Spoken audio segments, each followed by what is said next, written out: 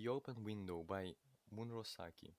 Out through that window, 3 years ago to a day, her husband and her two young brothers went off for their day's shooting. They never came back. My aunt will be down presently, Mr. Nuttall, said a very self-possessed young lady of 15. In the meantime, you must try and put up with me. Frampton Nuttall endeavored to say the correct something which should d- duly flatter the niece of the moment without unduly discounting the aunt that was to come. Privately, he doubted more than ever whether these formal visits on a succession of total strangers would do much toward helping the nerve cure, which he was supposed to be undergoing. I know how it will be, his sister had said, when he was preparing to migrate to this rural retreat. Will bury yourself down there and not speak to a living soul, and your nerves will be worse than ever from moping. I shall just give you letters of introduction to all the people I know there. Some of them, as far as I can remember, were quite nice. Frampton wondered whether Mrs. Sepelton, the lady to whom he was presenting one of the letters of introduction, came into the nice division. Do you know how many of the people round here?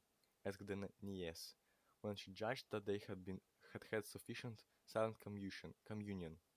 Hardly a soul, said Frampton. My sister was staying here, at the rectory, you know, some 4 years ago, and she gave me letters of introduction to some of the people here. He made the last statement in a tone of distinct regret.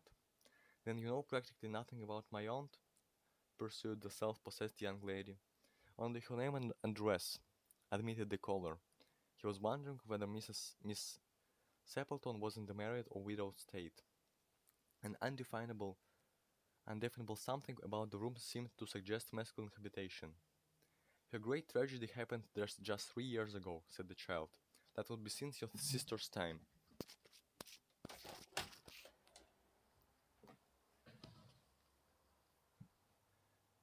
Her tragedy? Asked Frampton. Somehow in this restful country spot tragedy seemed out of place.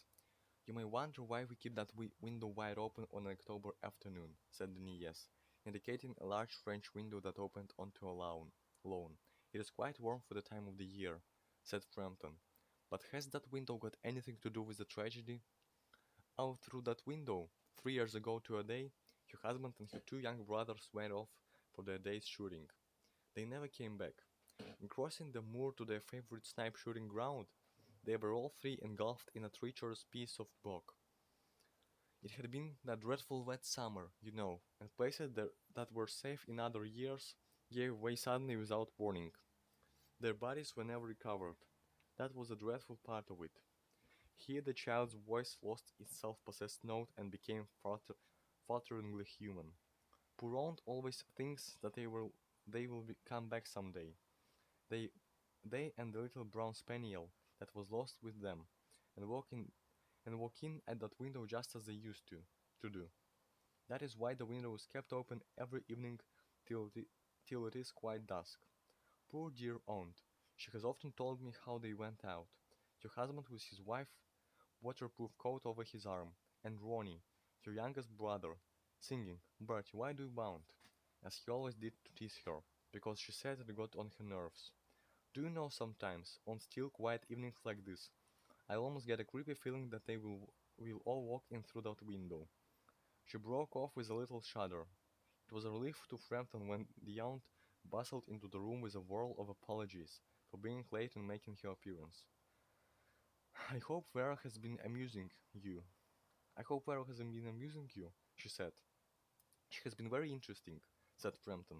I hope you don't mind the open window, said Mrs. Sampleton briskly. My husband and brothers will be home directly from shooting, and they always come in this way.